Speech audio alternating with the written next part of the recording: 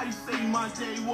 I ain't never been in class with you. I ain't never played the ass with you. I ain't never do no bad with you. I ain't never blow a bag with you. Man, I never even got no ass with you. Man, why you niggas be fake for? I came home and I passed you. I understand why you hating for. I was you and you was me. Man, I probably be hating more. Nah, nigga, I don't hate at all. Fuck y'all niggas take me for. Welcome to another episode on JAH-ACE TV. Salute, and love to everybody, man. I mean, I be sitting around and just be watching, paying attention to, a lot of things going on in our community from borough to borough, when I'm traveling and I'm doing different things. And I noticed that you got people in the streets, picking up cigarette butts, looking in garbage cans, just looking kind of messed up or whatever the case may be. So for a long time, I was thinking that, maybe it could be, people getting high off heroin or whatever the case may be, dope, dog food, whatever you want to call it. But then I started to realize that it was K2 and the power of K2 and everything. I started doing my little homework on the K2 shit and realized that, the power that shit have. Like, even right now within the prison system, that's the choice, the drug of choice up in there right now. And it's turning individuals into zombies. And it's sad, man. Like, people that's normally, functional, that it's tearing people apart slowly but surely. And at one point in time, I don't know if they still do it, but I know they were selling it over the counter. And it ain't no joke. So if you dealing with that K2 shit and you know somebody, or somebody that's dealing with it, you need to do whatever you can to get them to start looking down upon that shit, man, and dropping that shit, because that right there is killing people, man.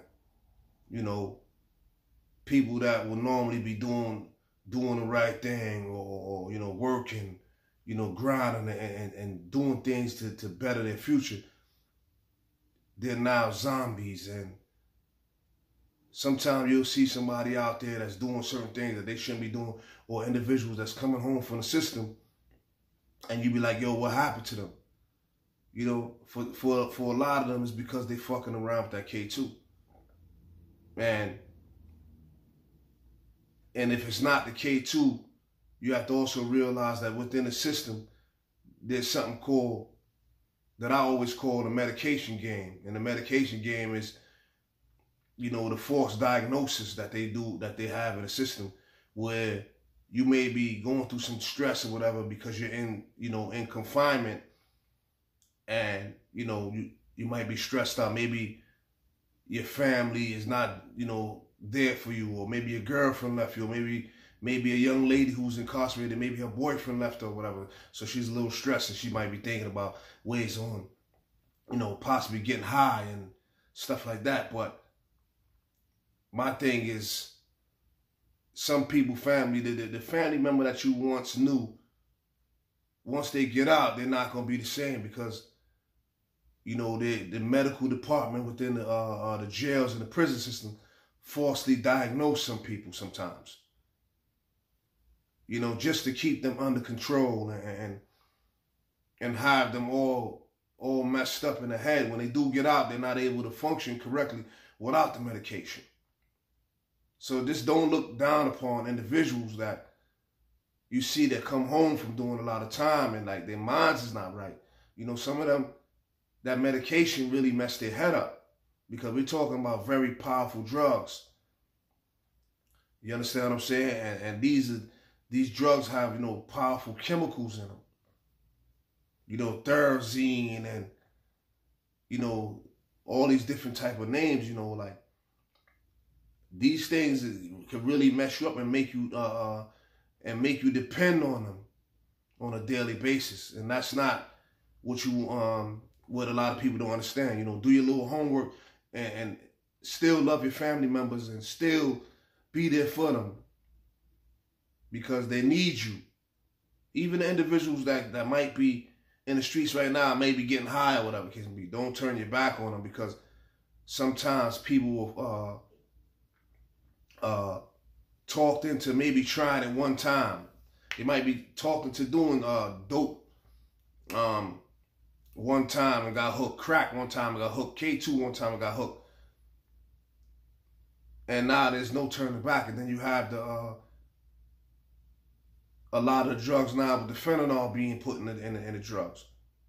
You know, that people are dropping dead right now. This is not the time for you to be sniffing cocaine and fucking and sniffing heroin, shooting heroin, not knowing, you know, the fentanyl that could possibly be in there, and next thing you know, you gone, because it takes one hit. And I don't know not one family that hasn't been affected by family members overdosing and things of that nature. So my point is, you know, be careful out there. You know, using these drugs, you got to know what you're doing. K2, for example, got the what was that? The chemicals XLR 11, PB 22, and AM 2201. So, for example, look into those chemicals and see what's in there. Look on the pack, for example, look on the pack of a K2 pack. It reads, not for human consumption. If you see something that says not for human consumption, what does that mean? It means no human should be digesting or taking this in at all. If I read something that says not for human consumption, I'm not in no way or fashion messing with it. You know, I just wanted to share that with the people and let them know that, yo, listen, it's not a joke out here. So when you going, you know, maybe Manhattan or somewhere in Brooklyn or Bronx or Queens, Staten Island, anywhere, and you seeing people leaned over and picking up cigarette butts and all that, remember, they wasn't always that way. So it's either the drugs that they getting out here, or it's the medication that they were given inside the prison system, inside the jail system. So they need help. You got a lot of these drugs cause mental health problems. You know how much when you're traveling, going and coming from work. Look at all these train incidents that's happening lately. People getting stabbed on the train, shot on the train, robbed on the train, pushed on the train tracks, pushed into moving trains. You know, be careful out there. There's a lot going on in the city. And sometimes people, they should help quicker than pull out a camera and film. Again, help quicker and make pulling out your camera secondary. Everybody want to pull out their camera and film everything. If you see somebody that you can help them out. Because we amongst a lot of people on a daily basis in this big city. There's a lot of mental health issues, a lot of things going on, and just traveling to and from work is very dangerous. Be very careful as you during your travels, and also, be mindful of who's next to you, because you don't know, a person right next to you might have a weapon, and they might want to use that weapon against you or somebody else that's right close to you on the train or the bus. This is just a video that I wanted to put out there so that the people can know and understand that we living in some serious times right now. And then on top of that, we got a new mayor coming in New York, and he's making changes. So there's a lot of things that we're going to have to adjust to, Because, you know, we're caught, whether we realize it or not, we're caught in the political game. Because we ain't nothing but pawns in this game. So with that, I say peace and you know, just do your homework. Do your homework, man. There's a lot of young kids out there messing around with these pills. You know, Percocets and Oxys and all these other pills and all that. Got to be on point because they out there selling fake pills. And the fake pills got fentanyl in it, man. Little young kids out here catching heart attacks and seizures and stuff like that. And wondering why.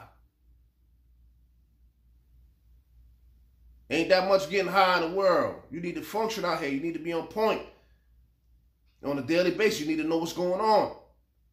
How you gonna protect you and your family if you're always high? Wake up, man. Wake up. I'm telling everybody, wake up, man. Realize what's going on out here. There's a lot going on, and if you don't catch on quick, you know, you might be victimized in one way or fashion.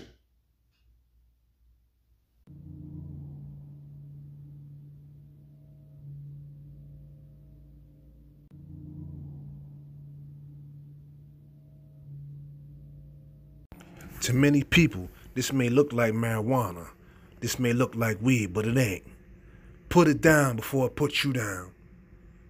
If you look on the warning sign of the back of a pack of K2, it tells you not for human consumption. It's not a pretty sight, and we need to do something about this immediately. These stores need to be closed that are selling this stuff. These people that are on it need some help. Something needs to be done. On the back of a bag of K2, it says not for human consumption. What does that tell you? It means no human should be taking none of this stuff in. Let's take a look at what this stuff does to people. Just by looking at this picture right here, you can tell he has no clue or idea where he's at. He's gone. He's lost. K2 did this to him. Look at this, all laid out. I have no clue what's going on in the world right now. This is sad. It alters your fit, the way you look and everything. She might be maybe in her 30s. Look at how she's looking.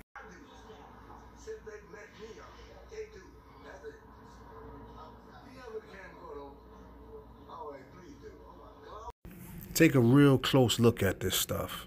Don't get it twisted. This is not marijuana. This is not weed. This is all K2. And people smoke it and roll it up like if it's marijuana. And you might not even know when somebody passed you that next spliff.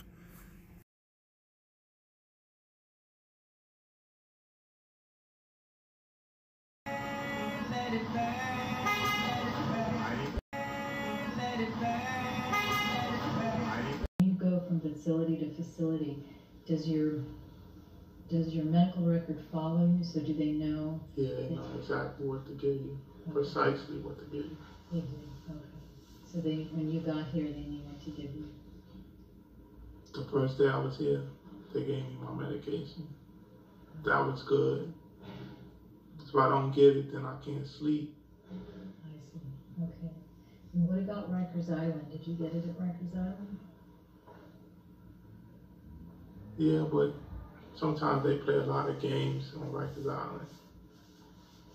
Like what kind of games? Not,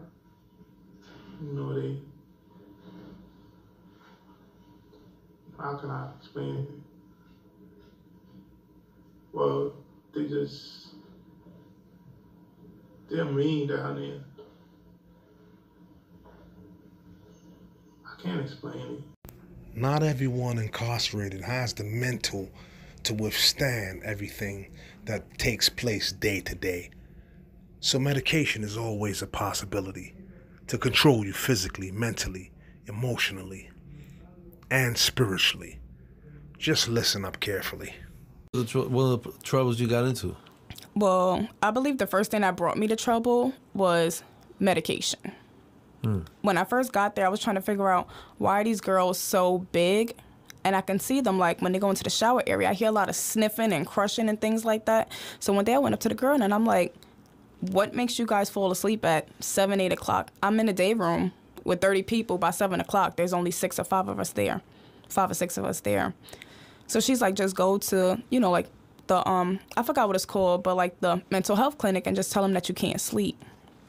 So when I told them that I couldn't sleep, they put me on 50 grams of Seroquel. That changed my whole life. I have no experience with medication whatsoever. I'm not ADHD active, anxiety. It was never none of that prior to me taking that medication. So I feel like that medication brought out like a lot of anger in me. Like it wasn't me no more. Like I started feeling like a whole different person because it became an addiction. And then just to highlight a few things, like they were just drugging us kids up. There's no way in hell you telling me all 30 of these kids having anxiety, anger, depression disorder. Everybody's taking the same thing. They had us on Seroquel, Remron, Respitol. They allowed the officers to like give in these slips stating that they believe we should be on day medication to keep us up and night medication to keep us down. So that made me very angry. Yeah. Thank you for tuning in to another episode of JAH-ACE TV. Subscribe, like, and share this beautiful content that's needed for our people. This is very important, and we must continue to share. Peace.